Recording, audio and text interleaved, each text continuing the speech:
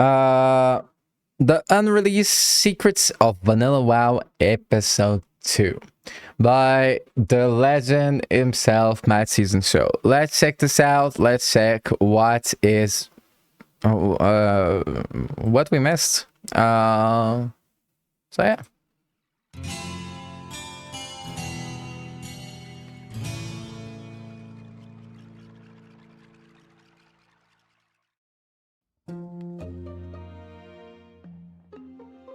Hey guys, what's up? Mad Season here, back with another video for you. So, under the pretense of maybe, possibly, Season of Discovery going into a Classic Plus direction, recently I did a video going over some of the secret cut content from Vanilla WoW that could be contenders. Some people think that the most classic that you could possibly get would be content that the original developers planned, and thanks to some helpful people in the comments, it turns out there's much more that I missed, so I wanted to do a follow-up video here.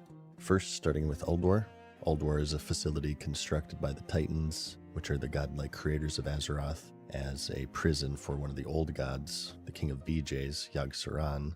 The Titans wanted to shape and order the world, sort of, and the old gods opposed them and sought to corrupt it, and eventually the Titans gained the upper hand and started imprisoning the old gods, and Ulduar was created to house Yogg-Saron. So eventually players would of course visit this in the Wrath of the Lich King expansion, but believe it or not, it was planned to be in Vanilla World of Warcraft. In No fact, it was to be way. its own entire continent south of Kalimdor.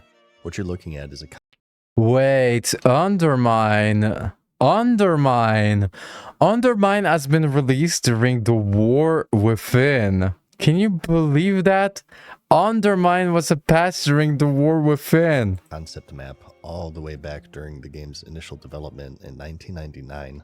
Also funny to note that Kalimdor itself was way smaller, a fraction of the size of the Eastern Kingdoms. So interesting that Cthulhu maybe wouldn't have been the only old god that players would encounter in vanilla.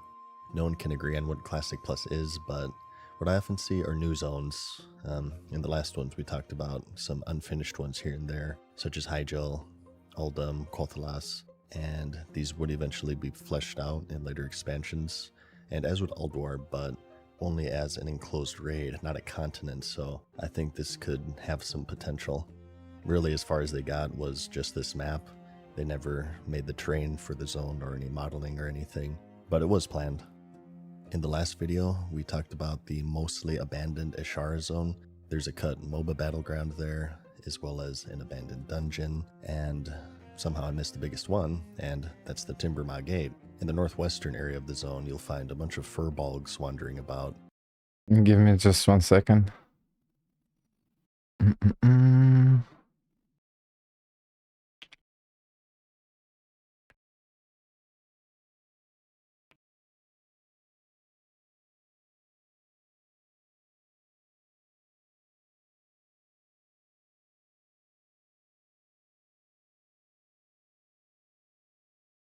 And tucked away in the corner is a very large and imposing gate that looks like it was meant to be something. There are a couple of theories as to what.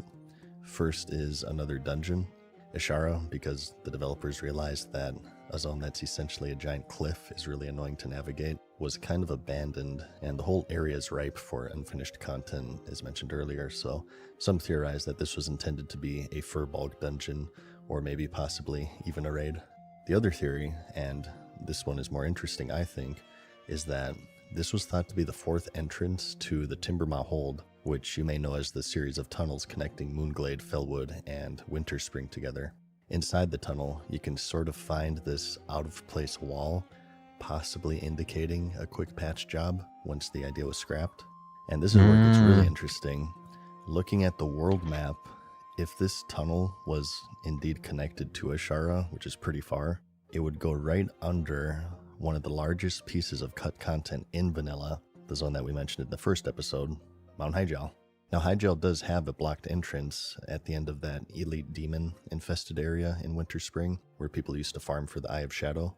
But as some of you know, when it was finished in Cataclysm, it had those Barrow Den tunnels as part of some quests, so I wonder if maybe the original plan was to connect Ashara here, and halfway between it It could connect to Mount Hyjal and maybe serve as an alternate entrance where, if you took the time to grind out reputation with the Timbermaw, you could gain safe passage instead of going through this gauntlet of elite demons.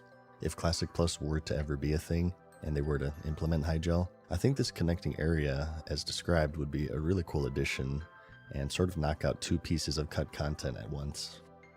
And next, we have the Dalaran Bubble in the Alterac Mountain. Oh yes, the Dalaran bubble. When you went to Alterac and you were leveling, you just see a bubble and you cannot enter. And it was, you have to understand that, like, back then, video gaming, like World of Warcraft and other MMORPGs, were really something else. Experienced like unlike any other, right? So you go to Alterac and you see this giant bubble and it says Dalaran and you cannot enter and you don't know what it is. And the feeling of not knowing what it is and just keep going with your adventure is actually something that, as a player, it's something that does not exist as much these days. But back in the day, it was such a source of wonder, you know, because like there were many examples like this, but Dalaran is really the prime example of this mysterious wonder of what's going on here? What is this place? Why? What? I don't understand. And what I find really beautiful in World of Warcraft is that they do not give you the answer, not before a long time. And it was before it was patched out, because it wasn't planned to be released. It was not, but it was already there, right? So the reasons were not given, and the reason we're not given for many years. And I think that this is a part of World of Warcraft that is something that people tend to forget when they think about World of Warcraft nostalgia. This aspect of wonder, mystery that is not answered, and that has not been answered for the players that played the game since the beginning, that did not got answers for so long, you know? Dalaran is known as the City of Mages. It was founded after the War of the Ancients during the early days of human civilization, and it became the center for all of the mages in Azeroth, sort of like the Citadel from Game of Thrones, with the Kirin Tor essentially being the maesters. They remained neutral throughout the various conflicts within the world until the Second War, where they rightfully and understandably aided the Alliance against Horde Filth, and during the Third War it was attacked directly by Arthas, who summoned Archimonde inside of it, leading to its destruction. Lore-wise, in vanilla, it's being rebuilt, and of course it wouldn't be until Wrath of the Lich King that it would be converted into a floating city, and it would make its way to Northrend and serve as the main hub for that expansion, and then later the same for Legion. I think that the existing major cities of vanilla are a really big part of its identity, so I wouldn't say this being a hub would be the greatest idea. But if we're talking new raid content post Naxxramas, this could be a contender, I think. Like maybe Archimonde forgot his anime pillow or something, and he comes back for it, and it gets taken over by the Legion. We could have a demon raid, something that vanilla didn't have. Kind of a tangent here, but speaking of cut content and giant pink bubbles protecting cities, in the Warlords of Draenor expansion, you might remember that Shatrath City had the same giant bubble protecting it, and it was surrounded by an army of elite demons. This ended up being Draenor's missing raid, as evidenced by this early screenshot. So, Draenor today has the reputation of being one of the weaker expansions for WoW for many reasons, one of them being the fact that there were just 3 raids. Blizzard sort of half-jokingly stated for many years that in order to implement player housing, they would have to sacrifice a raid tier, so some think that the garrisons in Draenor was the reason for this, I actually didn't like that much because, like, now that we have more information about player housings, it did have to sacrifice a lot of resources to create to offer us player And housing. in fact, if you go to the graveyard in the garrison, you'll find a marker labeled Ray D tier. Yeah, like I said, kind of a tangent, but kind of funny that there are 2 instances of unfinished content involving cities sheltered by pink bubbles. And speaking of cities, next we have one of the most legendary unfinished areas of vanilla. I can't believe I didn't mention this in the last one, but that's Old Ironforge. Yes, the old Iron Forge. The old Iron Forge that you could only visit by doing a duel with a mage that cheaps you, and you go through the wall, and then you go down, and there is lava, and there's a throne. It's so cool. So It's so cool. Like right now, maybe it doesn't sound like it doesn't sound as awesome as it was. But imagine yourself like you're in this like back in the day, it was considered AAA gaming. Like it is AAA gaming, but like it was like the game, right? It was the game, especially if you loved WoW back in the day, right? And then you get into these like mysterious like corridors and unfinished like unfinished zones and secrets and Ironforge back in the day for the Alliance, it was the place where people would actually gather. It wasn't Stormwind, it was Ironforge.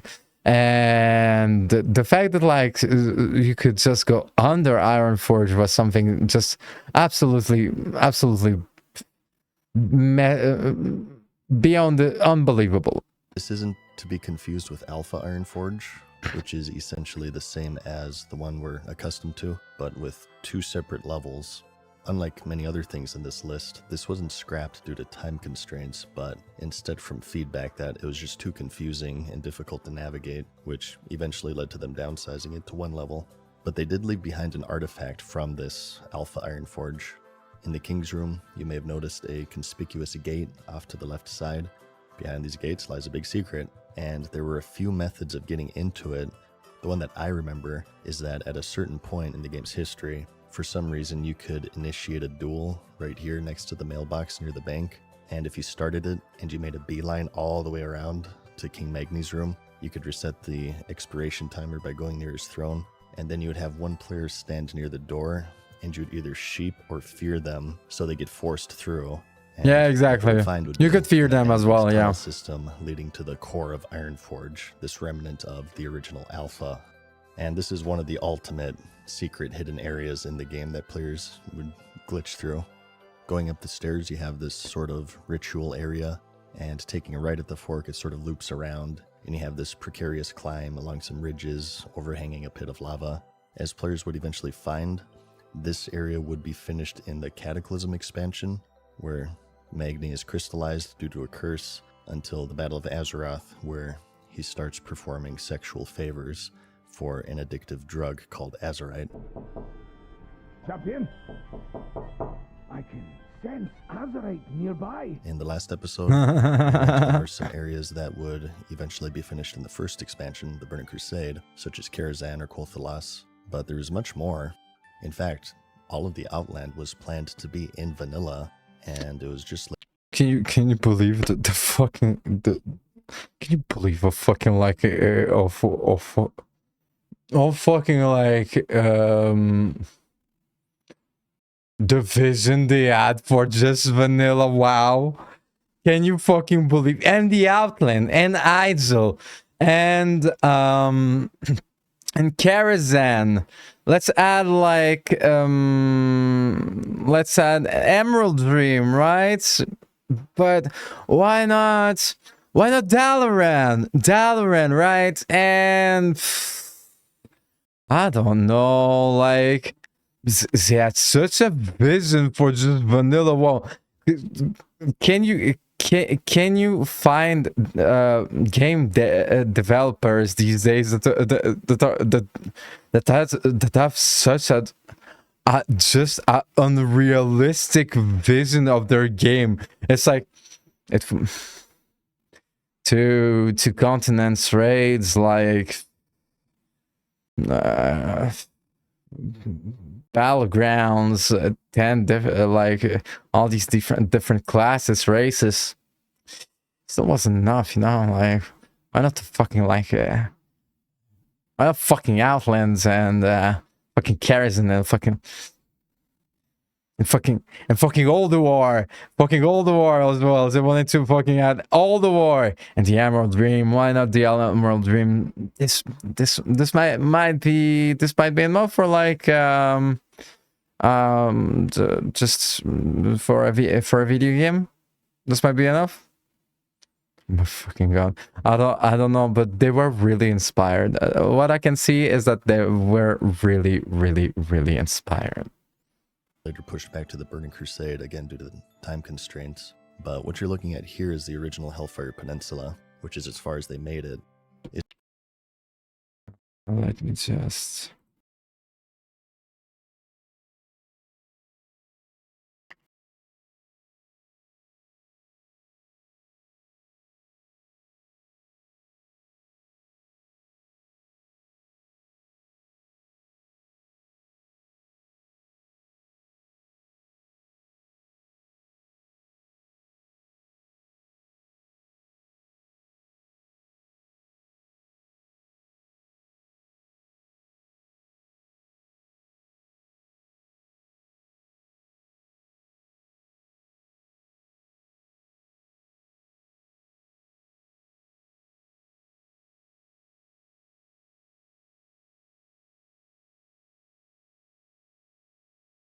Is pretty recognizable, but at the same time different. Here's what the original Dark Portal looked like before they actually added stairs. Here's Honor Hold, Zethgor. The area overall seems to be much more open, and there are more lingering signs of life compared to its Burning Crusade counterpart. You may recognize the reuse of the giant mushrooms from the Eastern Plaguelands. The Pools of Agonar are also still present, although his remains are much smaller compared to the final release. And off the map, past the Void, can be found some Silithid hides, like what would you find in Silithus, and even some ruins from Tanarus. The zone overall was absolutely huge, and it must have been a really big blow to put so much into it for it to ultimately never see the light of day. Similarly, we also have what people refer to as Old Outland. This is a much smaller entry, and of all places, you'll actually find it in the Dead Mines. By clipping through the wall in the beginning and doing some tricky floating aimed just right, you land on target to a pretty large mass of land, but with really only one thing going on at the center here, with a collection of some of the floating trees that were also found in the old Hellfire Peninsula hovering over this void chasm. So this is clearly just a bit of experimenting by the developers back in the day that didn't really amount to too much, but it became one of the more iconic hidden areas for explorers willing to boundary break.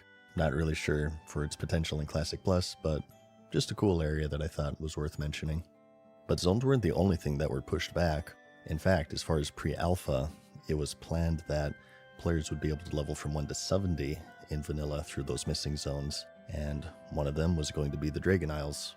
So in the latest expansion, Dragonflight, players have begun to explore the finished version of these isles, but as evidenced by this early development screenshot, they were supposed to be in the game in 2004. Oh my fucking god, they were really inspired at this point. It's like, maybe they became crazy because they became crazy with the potential of their game, but like, this is what he describes is what game developers probably struggle to share when it comes to their love of creating video games. Like, take the time to just like think about like all the content that they talked Matt Season Show talked about, that the developers planned for vanilla WoW, and think about like how much has been scrapped or put on like had to be released like way later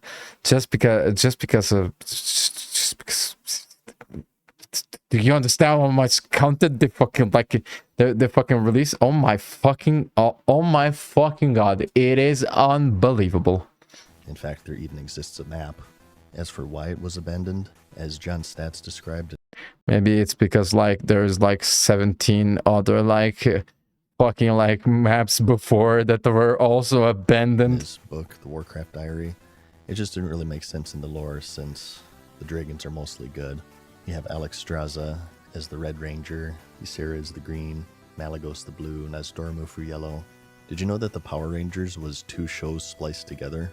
The action portion was actually a Japanese program called Super Sentai, and then the teenage drama portion was filmed to give them backstories and personalities.